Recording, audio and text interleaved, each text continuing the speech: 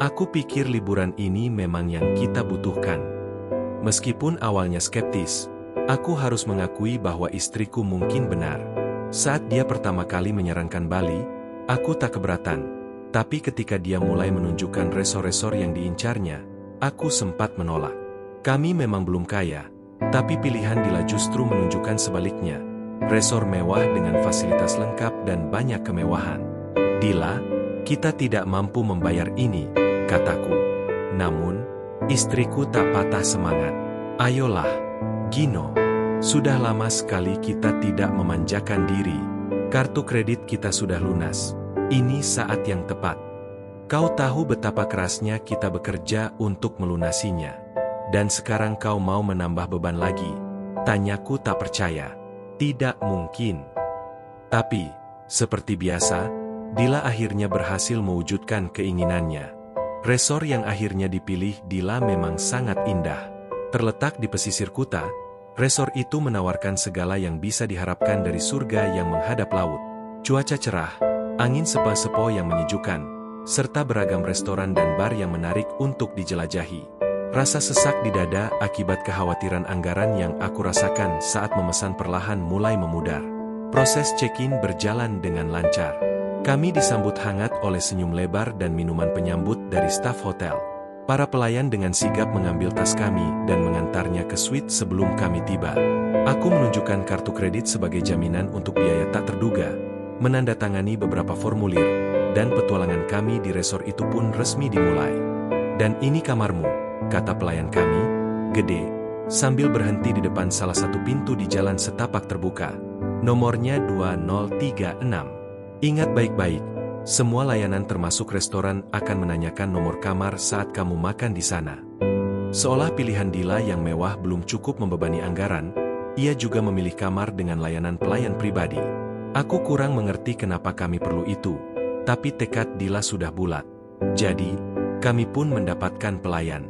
Gede adalah pria ramah dan menawan, usianya sekitar akhir 30-an atau awal 40-an. Meskipun aku masih ragu akan kebutuhan pelayan pribadi, aku harus mengakui bahwa dia sangat ahli dalam pekerjaannya. Berpakaian rapi dengan seragam yang disetrika rapi tanpa cacat, sikapnya percaya diri namun sopan, membuatnya tampak profesional dan tidak mengintimidasi. Seperti staf resor lain, Gede adalah orang asli Bali, tapi bahasa Inggrisnya hampir sempurna. Saat kami memasuki kamar untuk pertama kalinya, Gede memperkenalkan kamar kami dengan gaya yang sederhana tapi elegan, menonjolkan kemewahan yang ditawarkan. Ia menyimpan yang terbaik untuk terakhir, membuka tirai untuk memperlihatkan balkon luar, sebuah dek pribadi yang luas lengkap dengan kursi pantai, payung, sofa daybed besar di luar ruangan, dan kolam renang pribadi, semuanya menghadap pemandangan laut yang menakjubkan. Luar biasa, kan? Gede tersenyum lebar, tampak senang melihat ekspresi takjub kami. Lihat, sayang, sudah kubilang ini bakal sepadan, kata Dila sambil memeluk lenganku erat. Dan itu baru kamarmu. Masih banyak hal lain yang bisa dinikmati di resor ini. Kamu sudah punya kontak WhatsAppku dan aplikasi resor, kan?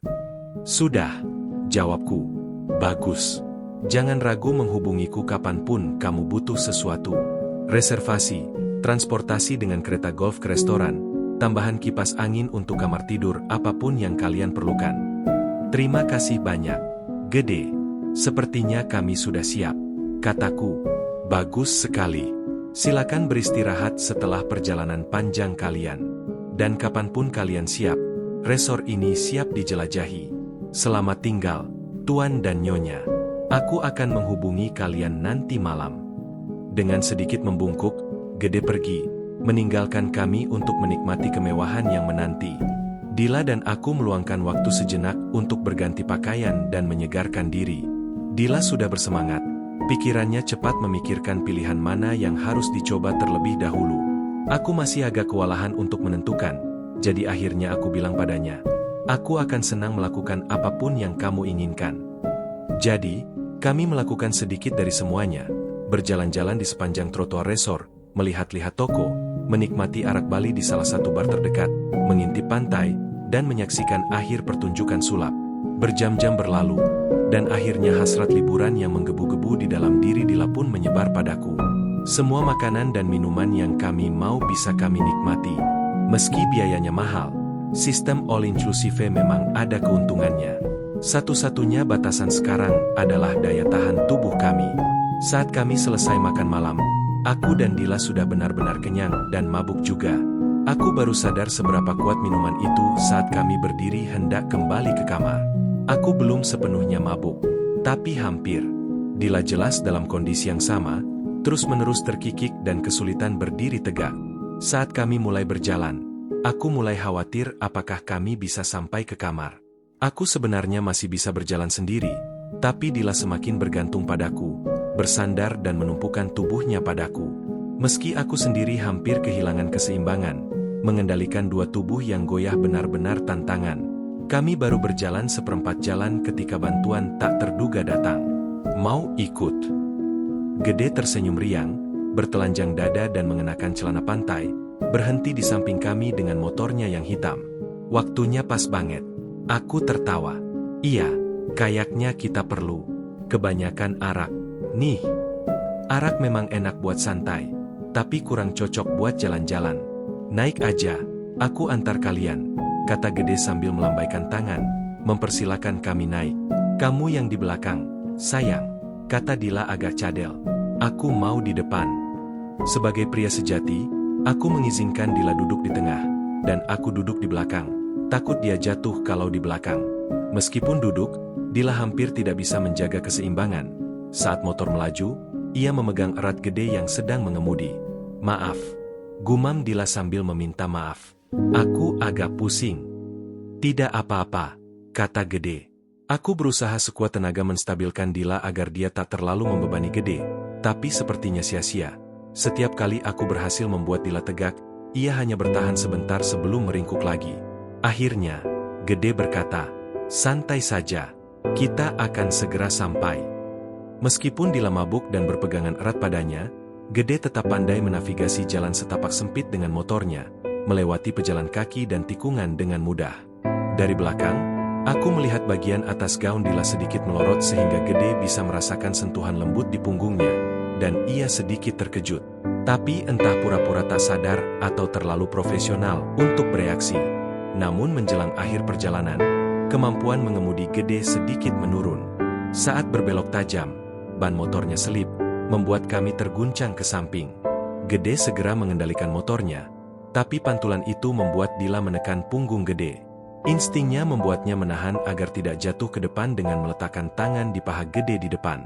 Meski perjalanan kembali lancar, Dila langsung menyadari apa yang dipegangnya. Ia terlihat bingung menghadapi situasi ini.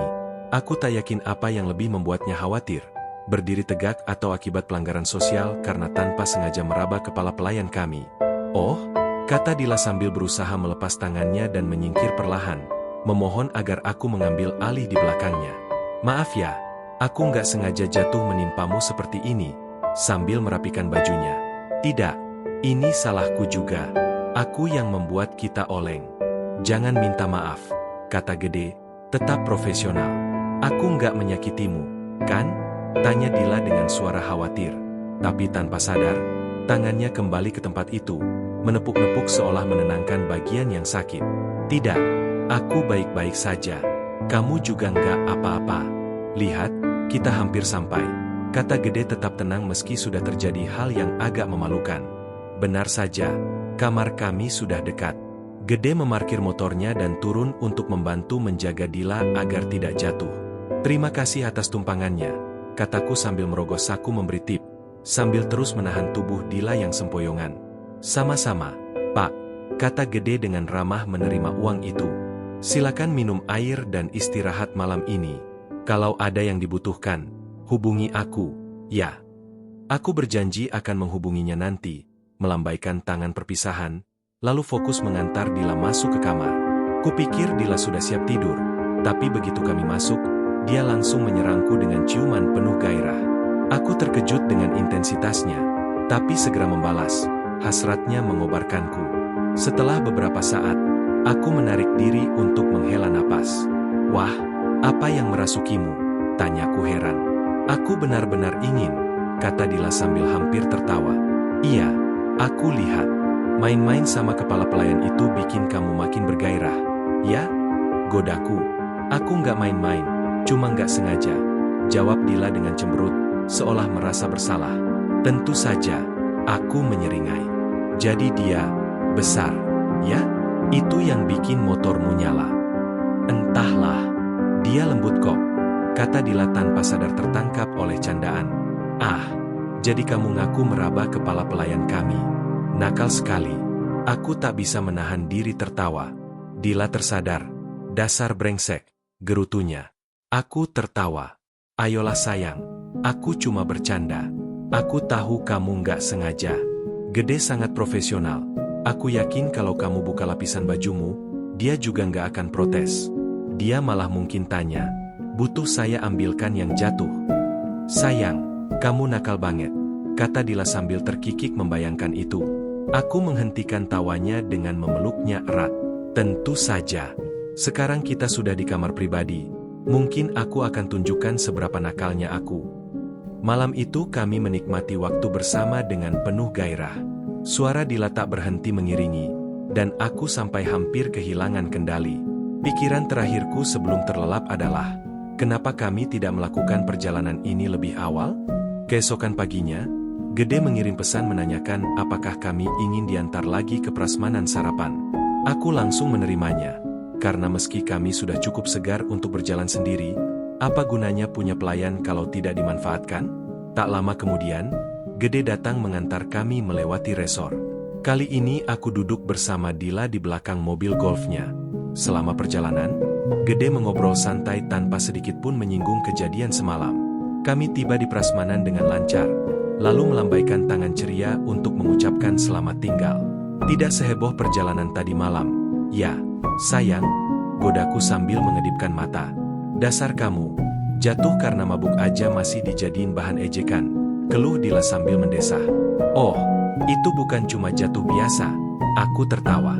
Sampai kamu menekannya, terus masih menepuk-nepuk, titik lemahnya seperti peliharaan yang gak sengaja diremas. Aku takut nyakitin dia. Itu tempat rapuh. Loh. Dila membela diri. Aku tahu, aku cuma bercanda. Sayang, kataku, mulai sadar aku mulai memaksa terlalu jauh. Tapi, setelah ingat betapa serunya, tarian liar, tadi malam, aku jadi berpikir mungkin kita harus lebih sering godain pelayan kita yang malang itu. Ya ampun, kamu gila, kata Dila sambil menggelengkan kepala saat kami masuk ke restoran. Tapi di benakku, pikiran itu terus berputar. Mungkin menggoda Gede bisa jadi cara seru menambah bumbu liburan. Biar Dila bisa pamer sedikit, secukupnya untuk sensasi. Lalu kami lepas Gede dengan senang hati sambil aku menikmati hasilnya.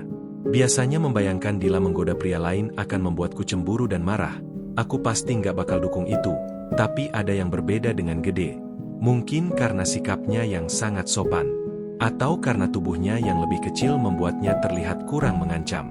Atau mungkin, meski kedengarannya aneh, karena dia kecil, dan aku belum pernah lihat Dila tertarik pada pria mungil sebelumnya. Apapun alasannya, aku merasa sedikit tergoda membayangkan godaan macam apa yang bisa kuberikan pada Dila. Kesempatan itu datang jauh lebih cepat dari dugaan. Setelah sarapan lezat, aku sudah coba pisang raja tumbuk untuk pertama kalinya. Kami kembali ke kamar, siap menikmati sinar matahari di balkon pribadi. Tak lama setelah kami berganti pakaian renang, terdengar ketukan di pintu. Gede datang membawakan kami air segar. Aku menerima botol-botol itu sambil mengucapkan terima kasih atas sikap ramahnya. Namun, sebelum Gede pergi, aku menghentikannya. Hi, Dila, bisa kesini sebentar? Aku ada pertanyaan untuk Gede, kataku.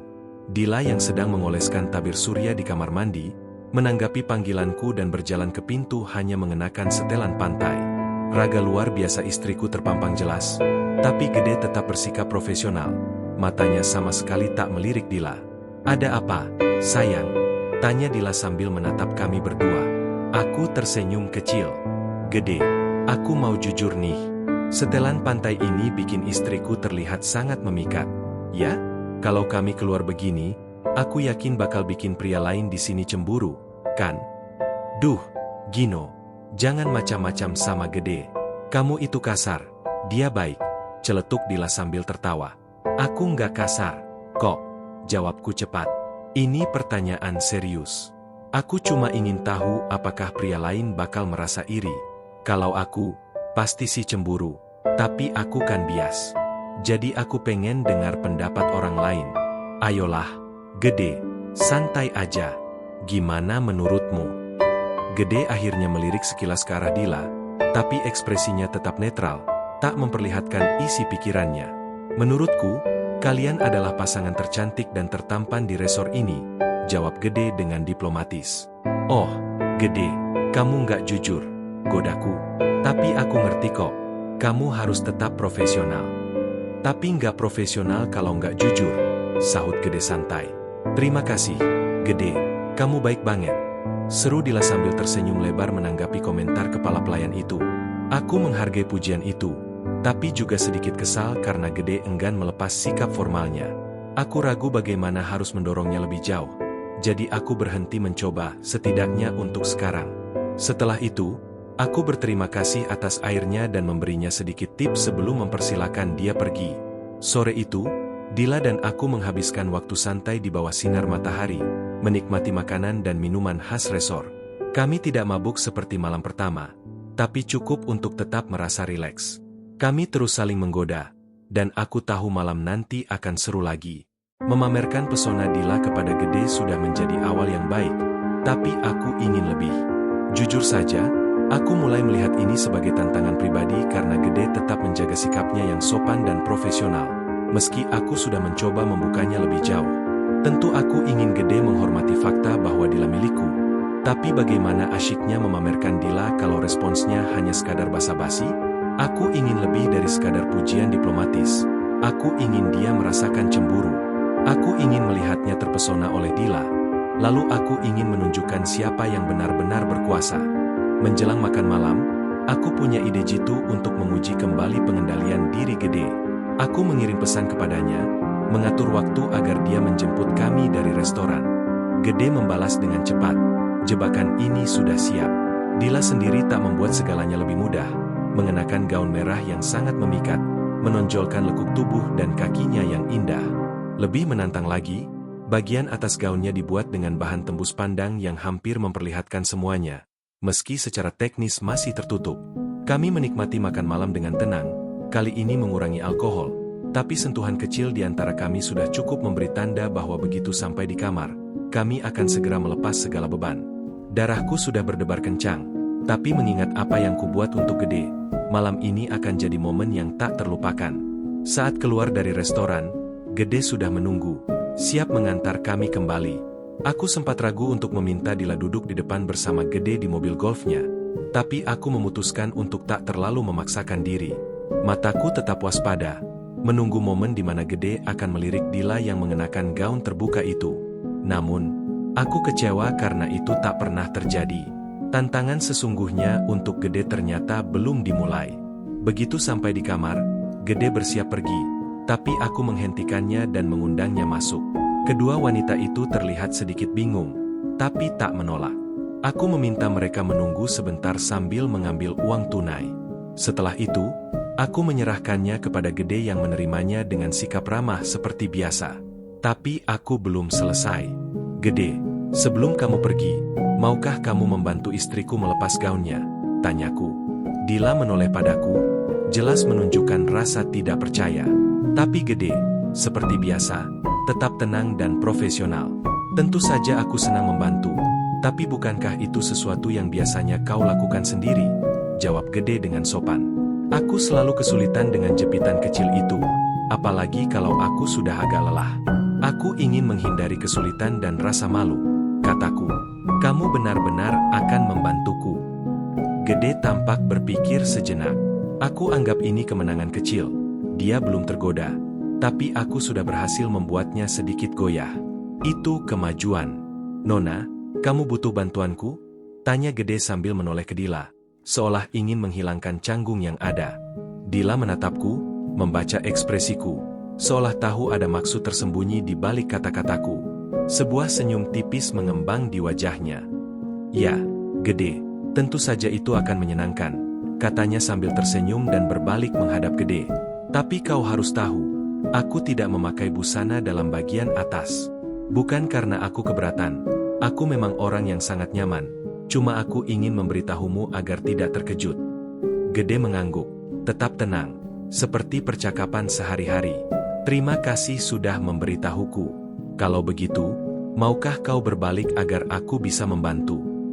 Dila menurut, menarik rambut panjangnya ke sisi kiri bahunya supaya Gede bisa mengakses kancing gaunnya di belakang. Dengan cekatan, Gede meraih kancing itu. Tangannya tenang dan presisi seperti seorang ahli. Lalu dengan satu gerakan halus, ia membuka gaun itu tanpa kesalahan. Nah, sudah selesai, kata Gede sambil mulai mundur. Namun Dila menghentikannya.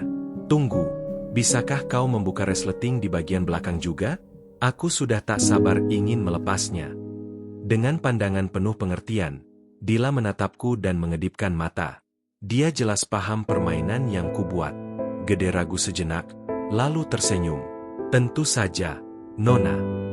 Gede kembali meraih resleting kecil di punggung atas gaun Dila. Dengan lembut, ia menariknya ke bawah, dan gaun itu terbelah, memperlihatkan lapisan kulit halus dan sempurna. Kini gaun itu hanya menggantung di bahu, tersisa simpul tipis. Aku merasa puas. Walaupun Gede belum benar-benar menunjukkan ketertarikan, aku tahu topeng profesionalismenya mulai sedikit goyah, meskipun hanya sesaat. Tapi Dila tidak berhenti. Dengan senyum nakal, ia meraih simpul bahunya dan perlahan melepas satu persatu, membuat gaunnya jatuh ke lantai. Ah, jauh lebih nyaman, katanya sambil menghela napas lega. Aku menatapnya dengan tak percaya. Dila sekarang hanya mengenakan pakaian dalam bagian bawah, tubuhnya indah terpampang di hadapanku. Dia menghadap ke arahku dan menjauh dari Gede. Tapi dari posisi itu pun Gede tetap bisa melihat bagian sisi tubuh Dila yang terlihat jelas. Bentuk lekuk belakangnya pun sangat memukau. Namun Dila belum selesai. Ia mengangkat tangan ke dadanya, menutupi bagian tersebut dengan telapak tangan, perlahan menekan sehingga bentuknya terlihat lebih menonjol dari bawah tangan itu. Gerakan itu sekaligus melindungi bagian tubuhnya dan cincin di jarinya. Sekarang secara teknis bagian atasnya tertutup, setidaknya menurut definisi yang paling longgar. Lalu Dila berbalik menghadap Gede, dengan senyum manis di wajahnya. Terima kasih banyak, Gede. Kamu sangat membantu malam ini, katanya. Ketenangan Gede sedikit menurun. Matanya melirik sekilas ke tubuh Dila yang hampir tanpa busana, berhenti sejenak di bagian dadanya, lalu cepat-cepat mengalihkan pandangan kembali ke mata Dila. Lalu topeng profesionalisme itu kembali menempel di wajahnya. Tentu, Nona. Selamat malam. Sebelum kami sempat berkata apapun, Gede sudah pergi meninggalkan kami. Aku tak sabar mengagumi apa yang baru saja kami lakukan. Begitu pintu tertutup di belakang Gede, aku memeluk Dila erat-erat, membawanya ke arahku. Kami berbagi ciuman penuh gairah. Tak lama kemudian, kehangatan kami berubah menjadi tarian penuh semangat yang sulit dilupakan. Siapa sangka, ternyata memiliki seorang kepala pelayan yang profesional dan sabar adalah kunci dari tarian liar kami yang penuh gairah dalam pernikahan ini. Keesokan paginya, aku sudah memikirkan langkah berikutnya bersama Gede. Menggoda kepala pelayan kami telah membawa tarian liar dengan Dila ke tingkat yang lebih tinggi. Sungguh luar biasa, tapi aku masih merasa ada yang kurang. Kekaguman Gede terhadap Dila terasa tertahan, mungkin karena perannya sebagai pelayan yang menuntutnya menjaga sikap. Justru hal itu membuatku ingin sekali melepas topeng profesionalnya. Aku ingin dia begitu terpikat pada Dila sampai tak bisa menyembunyikannya lagi, sehingga sebagai pelayan sekalipun, ia tak mampu menutupi keinginannya.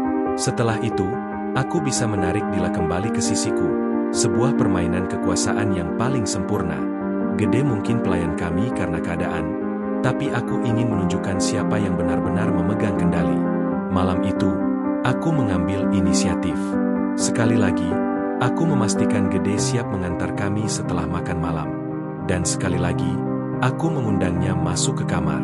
Aku belum memberitahu Dila secara spesifik tentang rencanaku, tapi dia tahu ada kejutan menyenangkan menanti kami. Semangatnya sama besarnya denganku. Aku memberi tip kepada Gede sebelum mulai mengajukan tawaran. Gede, apakah kamu bisa menari? Tanyaku. Gede menatapku penuh tanda tanya. Ya, aku bisa menari. Kamu lagi cari rekomendasi tempat untuk dikunjungi. Aku bertukar pandang dengan Dila. Bukan begitu. Aku sendiri tidak terlalu jago menari, tapi istriku memang lihai. Kami ingin tahu apakah kamu bisa mengajarinya beberapa langkah. Ah, begitu. Tentu aku akan senang. Tapi aku bukan guru yang hebat, jawab Gede rendah hati. Jangan meremehkan diri, Gede. Aku yakin kamu akan jadi guru yang luar biasa. Setuju, kan, Dila? Kataku sambil menoleh ke istriku. Dila mengangguk. Ayo, Gede, ajari aku menari di sini, di Bali. Gede terdiam sejenak. Setelah kejadian malam kemarin, jelas ia khawatir terjebak dalam situasi yang menguji profesionalismenya. Aku pun meningkatkan tekanan. Kamu tidak mungkin menolak wanita manis seperti Dila, kan, Gede? Tentu tidak, jawab Gede. Tapi aku takut tidak bisa memberikan pengalaman yang pantas untuk kalian. Di staf kami ada penari yang lebih terampil daripada aku. Kalau kalian mau, aku bisa meminta mereka mengajar Nona Dila. Kedengarannya seperti penolakan, kataku. Kalau kamu khawatir soal waktu dan tenaga, aku bisa membuatnya sepadan dengan usahamu. Aku mengeluarkan beberapa lembar uang dari sakuku. Jumlahnya hampir sama dengan total yang kami keluarkan untuk perjalanan ini. Aku memperhatikan pikiran Gede berjalan cepat. Perangkap sudah terlihat jelas. Tapi apakah risiko itu sebanding? Di satu sisi, dia membiarkan dirinya dimanfaatkan untuk hiburan kami. Tapi di sisi lain, apa bedanya dengan permintaan lain dari tamu kepada pelayan? Dan ada uangnya juga. Oke. Akhirnya Gede tertawa dan menyerah. Kalau begitu, aku akan mengajari gerakannya, Bu Dila. Dengan gaya yang sedikit berlebihan, Gede mengeluarkan ponselnya. Beberapa detik kemudian, musik salsa mulai mengalun, cukup keras untuk terdengar ketukannya, tapi cukup lembut untuk suasana santai. Setelah suasana tercipta, Gede meletakkan ponselnya di meja terdekat dan bersiap mengajar. Dila mendengarkan dengan serius, berusaha mempelajari langkah-langkah yang diajarkan. Inti gerakan relatif sederhana, pindah beban tubuh secara cepat dan berirama antara kaki kanan dan kiri mengikuti musik. Namun itu hanya dasar. Setelah Dila menguasai langkah utama, Gede mulai menunjukkan variasi dan gerakan tambahan yang bisa dipraktikkan. Dila, yang memang penari alami, mengikuti contoh Gede dengan mudah. Meski baru beberapa menit belajar, ia cepat menguasai gerakan dasar. Gede tampak terkesan, lalu dengan pesan singkat penyemangat, ia mulai menari di samping Dila, tepat di sampingnya. Mereka tak bersentuhan, tapi jarak itu terasa begitu dekat. Jantungku berdebar kencang, teraduk campur gembira dan sedikit cemburu. Ketegangan baru mengisi udara saat mereka membiarkan tubuhnya mengalir mengikuti irama musik. Gerakan mereka tidak terlalu sensual, tapi cara Dila menggoyangkan pinggulnya maju mundur terasa menghipnotis dan menggairahkan. Aku yakin di balik topeng profesionalnya, Gede tengah ngiler. Aku menahan senyum. Seru banget, kata Dila dengan senyum lebar, tanpa melepas ritme. Sekarang, ini tarian solo atau bisa berpasangan? Dua-duanya, jawab Gede sambil menari seirama. Kamu sudah bisa bagian solonya, tapi kalau mau, aku bisa tunjukkan bagaimana rasanya menari berpasangan. Aku tersenyum lebar. Apakah ini upaya Gede untuk mulai menggoda Dila dengan lebih terbuka? Apakah dia akhirnya menyerah? Dila menatapku penuh tanya. Aku mengangguk kecil. Aku suka sekali, seru Dila sambil menoleh ke arah Gede. Bagus. Jadi, pertama-tama, ulurkan tanganmu seperti ini, kata Gede sambil mendemonstrasikan. Dila mengikuti, merentangkan tangan seolah hendak memeluk. Gede mendekat, menggerakkan lengan kanannya di bawah lengan kiri Dila, lalu meletakkan tangan di punggung tengahnya. Sekarang letakkan tanganmu di bahuku, perintah Gede. Dan tangan yang lain di bahuku juga. Dila menurut, dan mereka tampak seperti hendak berdansa waltz. Jarak sekitar 30 cm memisahkan tubuh mereka, tapi keintiman itu terasa hampir tak pantas, terutama karena ini terjadi antara seorang wanita menikah dan kepala pelayannya. Aku bertanya-tanya apakah Gede sudah menerima perannya sebagai tukang oles resmi kami, atau masih berharap bisa jadi sesuatu yang lebih. Meski aku senang dia tahu posisinya yang lebih rendah, ada sedikit harapan di dalam diriku kalau Gede masih percaya ada kesempatan dengannya. Itu akan membuat kekecewaannya lebih manis. Namun, aku tahu Gede takkan punya ambisi setinggi itu. Lagi pula, dia kecil dan kurus, sementara aku jangkung dan berotot. Tentu dia sadar tidak punya peluang. Tapi mereka terus bergerak, menarikku keluar dari lamunanku. Gede menjelaskan cara menyesuaikan gerakan dengan pasangan. Intinya tetap sama. Terus gerakan kakimu maju mundur seperti sebelumnya. Tapi sekarang ikuti gerakan pasanganmu. Aku yang memimpin. Mereka mengikuti ritme, pinggul bergoyang mantap. Kini Gede mulai memutar, membimbing Dila dengan lembut. Seru banget, seru Dila. Jelas menikmati kesempatan memamerkan gerakannya. Terima kasih sudah mengajariku, Gede. Gede tersenyum sopan, tapi aku tahu ia sangat menghargai pujian itu. Sama-sama, Bu Dila. Aku sangat senang. Mereka berdansa beberapa menit lagi. Gede sesekali memutar Dila dan menariknya kembali, sementara Dila semakin asyik, tampak menggoda. Ia bagai dewi dengan pinggul bergoyang, memanggil untuk disentuh. Seandainya aku di posisi Gede, aku pasti sudah merobek gaunnya saat itu juga. Tapi Gede bukan aku, dia kepala pelayan kami. Akhirnya, dia melepaskan Dila dan pamit pergi. Itulah inti gerakannya. Kurasa tidak ada lagi yang bisa aku ajarkan, kata Gede bangga. Kamu tampak seperti penari profesional sekarang. Terima kasih, Gede. Kamu guru yang hebat, balas Dila dengan senyum hangat, lalu menoleh ke arahku. Sayang, aku rasa dia pantas dapat tip tambahan itu.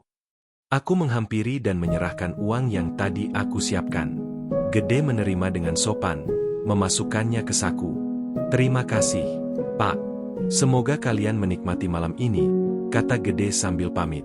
Setelah dia pergi, aku menatap Dila. Kau tahu, aku hampir berharap kau akan menggodanya lagi setelah pelajaran. Mungkin tunjukkan bagaimana kita berdansa bebas dan nakal. Kau pasti bikin dia terpukau. Dila tertawa. Aku sudah kepikiran, tapi aku nggak yakin pria malang itu sanggup tahan kalau aku terus bergesekan dengannya. Sial, aku mungkin malah menyerangmu dulu sebelum Gede pergi. Benarkah?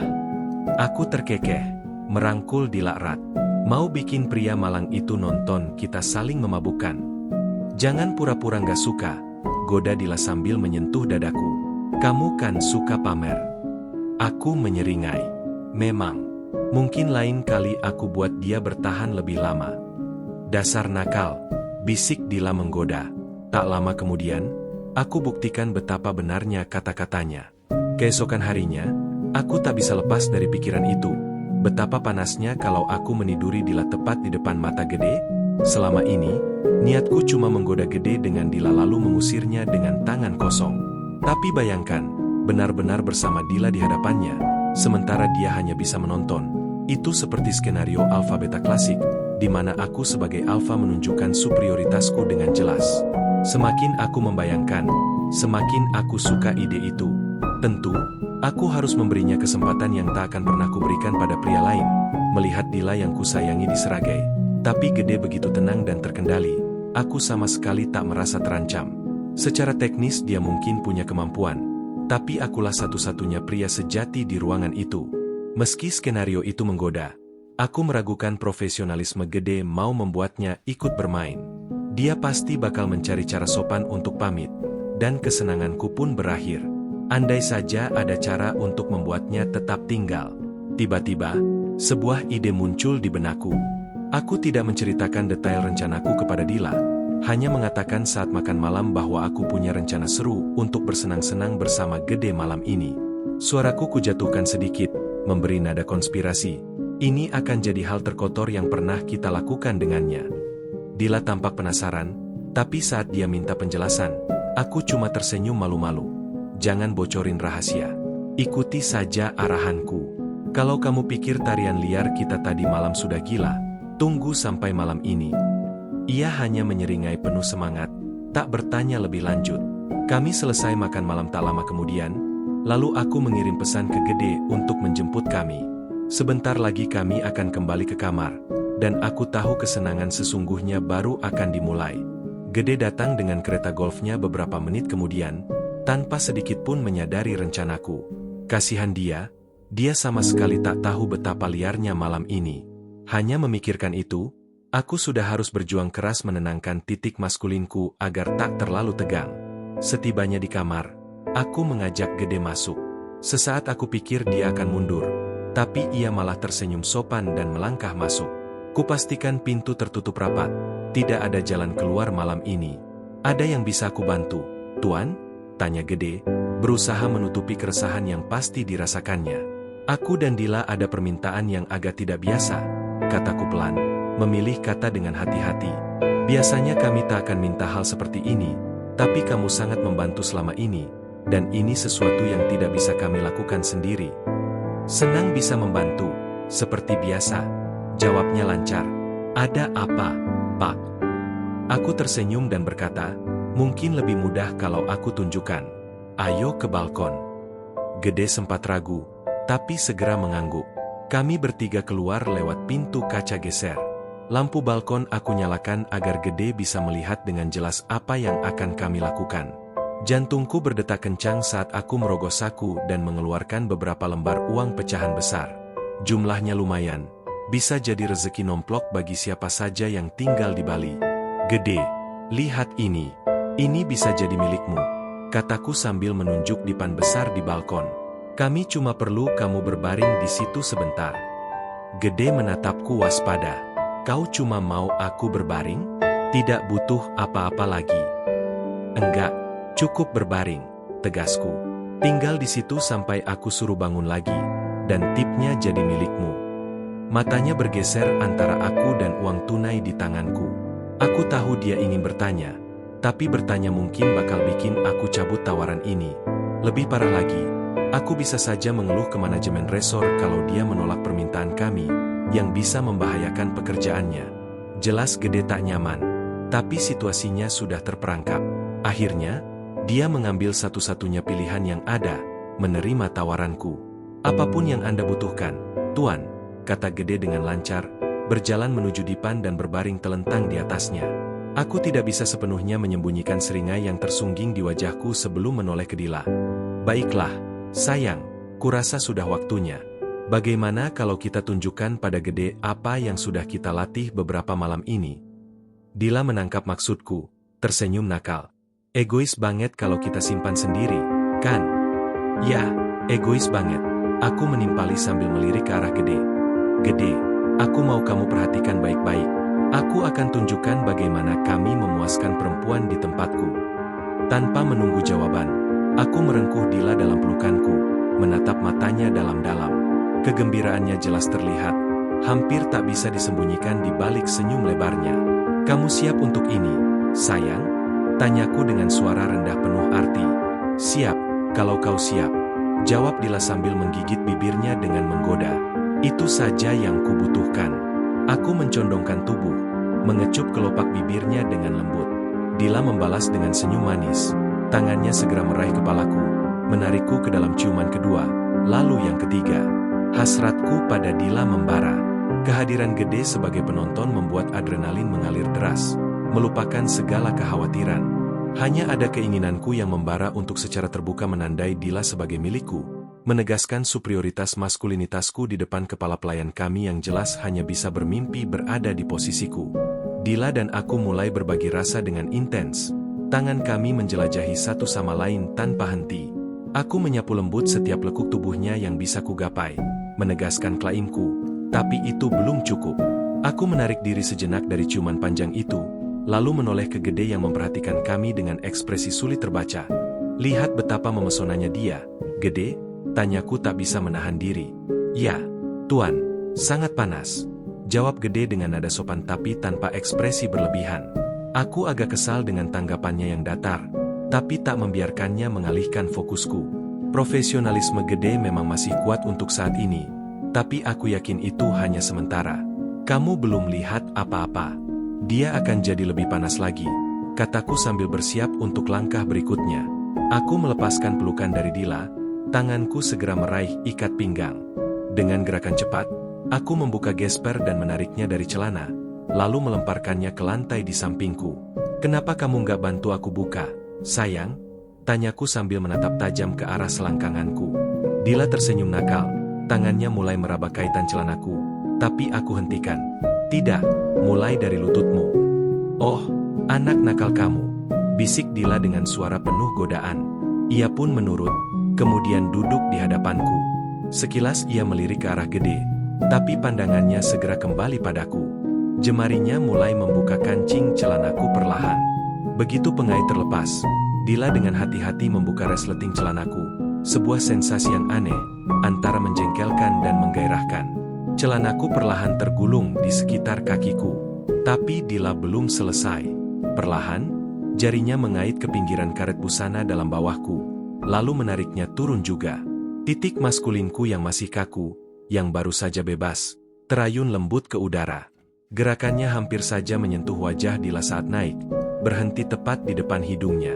Mulutnya menganga, ekspresinya penuh kejutan dan godaan, lalu dengan licik menjilati bibirnya. Aku sudah lebih dari siap untuk langkah berikutnya, tapi dulu aku harus menegaskan posisiku di depan Gede yang masih menonton. Hari ini keberuntunganmu, Gede. Dila memang brengsek. Biasanya, tidak banyak orang yang bisa melihat bakatnya, tapi kami yakin kau akan menghargai pertunjukannya. Kau perhatian sekali, jawab Gede dengan tenang. Namun, aku yakin ada sedikit kegembiraan tersembunyi di balik nada suaranya. Retakan pertama di baju zirah profesionalismenya. Aku menoleh kembali ke Dila. Baiklah, sayang, ayo kita tunjukkan pada Gede kemampuanmu. Dila tak perlu disuruh 2 kali. Dengan cekatan, ia menggenggam titik maskulinku dan menurunkan kepalaku ke mulutnya. Perlahan dan lembut, ia meletakkannya di antara bibirnya, mulai mencium dan menggoda dengan kehangatannya. Tepat saat aku merasa hampir tak tahan lagi, Dila membuka mulutnya lebih lebar, menyambut seluruhnya dengan penuh hasrat. Lidahnya pun mulai berputar lembut di ujungnya, seperti permen lembut yang menggiurkan. Saat Dila mengangkat pandangannya dari titik itu ke wajahku, mata kami bertemu. Aku sudah setengah jalan menuju letupan. Namun Dila baru saja memulai pemanasan. Setelah berhasil menempatkanku dengan sempurna di mulutnya, ia melepaskan genggamannya, menjaga titik maskulinku tetap di posisinya hanya dengan bibir dan lidahnya. Ia menelan 1 inci lagi. Lidahnya terus bergerak dengan ritme lembut yang memuaskanku. Aku sudah merasa seperti di surga, tapi kemudian Dila mengambil 1 inci lagi, lalu 1 inci lagi. Akhirnya, setelah puas, ia kembali ke kepala titik maskulinku, tapi itu hanya jeda singkat. Ia segera bergerak maju lagi, kali ini dengan kecepatan lebih cepat, meluncur lebih dalam sebelum kembali ke atas. Dila telah menemukan iramanya. Ia mulai menganggukkan kepala dengan mantap sambil menyeruput dengan penuh semangat. Aduh, sayang! Seruku terkesiap, terpukau oleh antusiasme dan kepercayaan diri Dila, yang sama sekali tak terganggu oleh kehadiran penonton. Malah, keberadaan Gede seolah memicu gairahnya semakin membara. Kamu benar-benar memesona saat pamer begitu. Dila mencoba menyeringai, walau sulit karena titik maskulinku sudah berada di tenggorokannya. Meski penampilannya sudah fenomenal, Dila masih punya 1 kejutan terakhir. Tepat ketika aku mulai terbiasa dengan gerakannya yang stabil, ia mendorong lebih jauh, menancapkanku lebih dalam lagi ke tenggorokannya.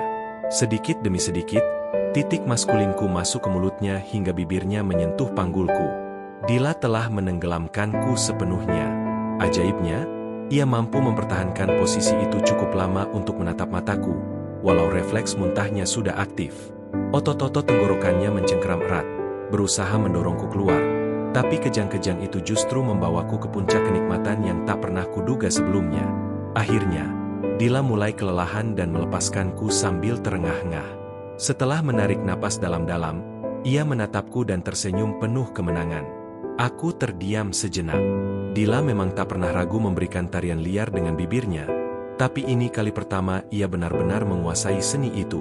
Aku pun berpikir, seharusnya aku mencari pelayan untuk mengawasi kami sejak dulu. Tapi kini, aku bertanya-tanya, apa lagi yang bisa dilakukan Gede untuk mengimbangi? Sayang, itu adalah hal terpanas yang pernah kulihat kau lakukan, kataku akhirnya. Kata-kataku terucap kembali. Dila tersenyum lebih lebar dan mengangkat bahu dengan manis. Siapa aku? Jawabnya santai. Itu sudah menjadi titik balik bagiku. Aku akan membawa Dila, dan aku akan membawanya sekarang juga. Aku mengulurkan tangan ke arah istriku, menawarkannya. Ia menggenggam tangan itu, membiarkanku menariknya berdiri. Tanpa sepatah kata pun, aku membimbingnya ke depan. Kami berdua menghadap kepala pelayan kami. Gede, Aku ingin kau perhatikan Dila dengan seksama. Ini mungkin satu-satunya kesempatanmu melihat wanita dengan pesona sepenuhnya seperti ini. Aku ingin kau menghargai apa yang akan kau saksikan. Gede mengangguk tanpa berkata apa-apa. Aku tak tahu apakah diamnya karena terangsang atau merasa tidak nyaman. Tapi aku sudah melewati batas untuk peduli. Dila, aku ingin kamu naik ke tempat tidur. Dalam posisi merangkak. Ya. Di tengah ruangan, tepat menghadap Gede.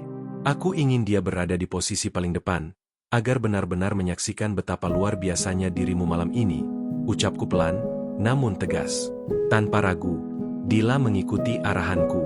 Ia naik ranjang perlahan, menatapku sejenak sebelum berlutut dengan tenang. Tubuhnya berada di hadapan Gede. Meski masih mengenakan gaun, penampilannya tetap tampak memesona. Ada sesuatu dalam gerakannya, dalam sikapnya yang percaya diri, yang membuat udara terasa lebih hangat. Aku mendekat, meraih ujung bawah gaunnya, lalu perlahan-lahan mengangkatnya ke atas pinggul, hingga sebagian kulitnya terlihat. Sentuhan kain yang terangkat itu memperlihatkan siluet tubuhnya dengan sangat anggun. Tanpa tergesa, aku melepaskan penutup terakhir yang masih menutupi dirinya, satu demi satu, dengan hati-hati, hingga akhirnya ia terbuka untukku, dan hanya untukku. Aku naik ke ranjang dan mendekatinya dari belakang, menyesuaikan posisiku. Ruang itu sempit, kehadiran Gede membuat semuanya terasa lebih intens, tapi itulah yang membuat semuanya terasa semakin nyata. Keheningan malam terasa bergema dengan degup jantungku sendiri. Aku menyentuhnya, lembut, penuh penghargaan. Dila membalas dengan desahan kecil, yang terdengar seperti musik. Kedekatan kami, keintiman itu, membuat waktu seperti berhenti sejenak. Ini bukan hanya tentang rasa, tapi tentang kuasa, kedalaman, dan pengakuan, dari satu pria kepada wanita yang ia cintai, dan dari seorang pria kepada saksi yang tak bisa lebih dekat namun tak bisa memiliki. Aku tak bisa melihat wajah Gede, tapi aku bisa membayangkan ekspresi di balik ketenangannya. Di sanalah dia, hanya beberapa langkah dari keajaiban yang tidak bisa disentuhnya. Semua yang ada di ruangan itu menegaskan satu hal, bahwa Dila adalah milikku. Namun saat itu juga, aku menyadari sesuatu, sebuah perubahan kecil tapi mencolok yang tak terduga. Aku menghentikan gerakanku, menarik napas, dan perlahan-lahan menjauh dari Dila. Ia menoleh dengan tatapan heran, belum mengerti mengapa keintiman kami tiba-tiba berhenti. Tapi aku hanya tersenyum padanya dan berkata lembut, "Tunggu sebentar, sayang. Aku hanya ingin sudut yang lebih dramatis." Dila, yang selalu siap mengikuti naluriku, perlahan bergerak maju di atas dipan, mendekati tempat Gede duduk. Tujuanku sederhana namun jelas. Aku ingin Gede menjadi saksi nyata, tak hanya dari kejadian yang terjadi di depannya, tetapi dari dinamika yang ku kendalikan penuh. Tapi saat Dila melangkah maju, sesuatu yang tidak biasa terjadi. Gaunnya yang longgar tiba-tiba tertarik oleh sesuatu dari bawah, membuat kainnya menegang sebentar. Ada tekanan yang tak wajar, seperti sesuatu tertahan dan mendesak, lalu lepas begitu saja, dan itulah momen ketika semuanya berubah. Sebuah bentuk tak terduga muncul dari bawah lipatan kain, membuatku sejenak kehilangan kata. Awalnya aku tak memahami apa yang kulihat, tapi bentuk itu begitu nyata, terlalu jelas untuk disangkal. Hanya dalam hitungan detik, aku menyadari bahwa sesuatu, entah disengaja atau tidak, telah melanggar batas diam yang selama ini dijaga Gede dengan rapi. Aku terpaku, bukan karena kemarahan, tapi karena keterkejutan. Seseorang yang kupikir selalu berada dalam kendali penuh, netral dan profesional, kini menunjukkan sisi yang tak pernah kuperkirakan. Dan yang lebih mengguncang, posisinya, tepat di bawah Dila, membuat semuanya tampak seperti sesuatu yang telah dirancang oleh alam, bukan oleh rencana siapapun. Aku tak tahu apa yang dipikirkan Gede saat itu, atau apakah ini benar-benar kesengajaan. Tapi dalam momen itu, segalanya menjadi sunyi. Bahkan Dila pun tampak merasakan ada yang berubah, meski ia belum menyadari sepenuhnya. Aku menarik napas panjang, mencoba memahami dinamika baru yang tiba-tiba tercipta. Permainan yang awalnya aku kuasai sepenuhnya kini berubah arah. Namun bukan berarti aku kalah. Hanya saja papan catur berubah bentuk, dan bidak-bidaknya bergerak di luar dugaanku. Sayangnya, takdir bermain dengan caranya sendiri. Dila, yang merasakan kehadiran sesuatu yang hangat dan asing, tanpa sadar merespons dengan gerakan kecil ke depan. Aku sempat terpaku, Tak percaya dengan apa yang kulihat, posisinya begitu dekat dengan Gede, dan saat dia menoleh padaku sambil mengeluarkan suara lembut dari bibirnya, jantungku seperti diremas. Aku mencoba menenangkan diriku, tapi saat melihat Gede tampak semakin terlibat, aku tahu ada sesuatu yang tak seharusnya terjadi. Meskipun tidak ada yang benar-benar dilanggar dalam bentuk fisik yang nyata, ada garis tipis yang mulai dilampaui. "Dila, berhenti," kataku pelan, mencoba mengendalikan situasi. Ia menoleh, napasnya masih terengah dan pandangannya agak kabur karena emosi yang begitu menggebu. "Apa?" tanyanya, seolah baru sadar bahwa aku menatapnya bukan dengan kagum, tapi dengan ketegangan. Aku menunjuk ke arah posisi mereka, menjelaskan dengan tatapan dan gestur, bahwa ini sudah terlalu jauh. Untuk sesaat, wajah Dila berubah. Ada rasa bersalah, keterkejutan, dan bahkan sedikit ketakutan. Tapi yang membuat hatiku tercekat, adalah saat ia bergumam pelan, "Maaf, aku terlalu hanyut." Gede sendiri tampak kaku, seperti baru sadar bahwa ia juga telah melampaui batas profesionalnya. Tapi tidak ada yang bicara. Hening menggantung di udara, begitu berat hingga rasanya hampir memekakkan telinga. Aku berdiri di sana, merasa asing di tengah ruangan kami sendiri. Aku benar-benar terdiam. Tak pernah kusangka istriku akan memilih membiarkan pelayan kami begitu dekat dengannya, tepat di hadapanku, meski aku sudah meminta agar berhenti. Saat aku memulai semuanya dengan Gede, aku merasa memegang kendali penuh. Tapi kini, keadaan berubah drastis. Sebagai usaha terakhir, aku mencoba berbicara pada Gede yang dengan penuh perhatian mengayomi Dila. "Gede, tolong hentikan. Kau pelayan kami, dan ini sudah melewati batas." Namun, Gede tetap fokus pada Dila, tanpa menatapku. "Maaf, Pak, tapi sepertinya istri Anda tidak keberatan. Bukankah begitu, Bu Dila?" Dila menarik napas dalam-dalam dan dengan tenang menjawab, "Aku butuh ini, sayang. Tolong jangan ganggu. Diam saja dan saksikan." Aku mulai merasa tak berdaya, tapi masih punya satu kartu terakhir. "Gede, kalau kau terus begini, aku tidak akan memberimu tip lagi selama perjalanan ini, dan aku akan melaporkan hal ini ke pihak resor," kataku dengan nada serius. Dila menyela dengan tegas, "Lupakan saja, sayang. Kau sudah menikmatinya bersama Gede. Sekarang biarkan aku menikmati saat ini." Aku menyadari sudah tak mampu berbuat banyak. Aku pun duduk di kursi terdekat dan menyaksikan mereka berdua. Gede terus memperhatikan Dila dengan penuh perhatian, sementara Dila mulai menyesuaikan gerakannya mengikuti ritme Gede. Suasana menjadi semakin intens dan penuh gairah. Keduanya melepas beberapa lapisan pakaian dengan perlahan, memperlihatkan kedekatan yang mendalam. Dila tampak benar-benar terbuai, tak segan menunjukkan betapa nikmatnya momen itu. Gede pun semakin percaya diri dan memimpin dengan penuh kelembutan. Suara lembut dan desahan mereka memenuhi ruangan, seolah mereka hanyut dalam dunia mereka sendiri. Aku duduk terpaku, tak percaya dengan apa yang kulihat. Saat gairah memuncak, Dila menggeliat dengan penuh kenikmatan, sementara Gede terus memastikan ia memberikan yang terbaik. Mereka saling terikat dalam momen yang penuh intensitas, melupakan keberadaanku. Aku merasakan campuran perasaan, antara tak berdaya, cemburu, dan heran. Namun aku tetap diam, menyadari bahwa malam ini sudah di luar kendaliku. Setelah semuanya usai, Gede mengusap lembut punggung Dila dengan penuh perhatian. "Lumayan, Ida," bisiknya pelan. "Ini benar-benar pengalaman yang berbeda." Mendengar Gede berbicara begitu mesra kepada wanitaku, milikku, membuatku tersentak dari kebisuan. "Keluar sana," gerutuku pelan tapi tegas. Dila dan Gede menoleh ke arahku, seolah lupa aku masih ada di situ. "Sayang," Dila mencoba bicara, tapi aku tak mau mendengarnya. Ku bilang, "Pergilah, Gede." Suaraku meninggi. "Ayolah, sayang, jangan begitu." Dila membujuk, melepaskan diri dari pelukan Gede dan merangkak ke arahku. Beberapa tetes cairan tersisa mengalir perlahan dari Dila ke permukaan dipan. "Jangan suruh aku bersikap seperti apa," kataku, emosi mulai menguasai. Namun, entah kenapa, kemarahan itu terasa lebih baik daripada ketidakberdayaan.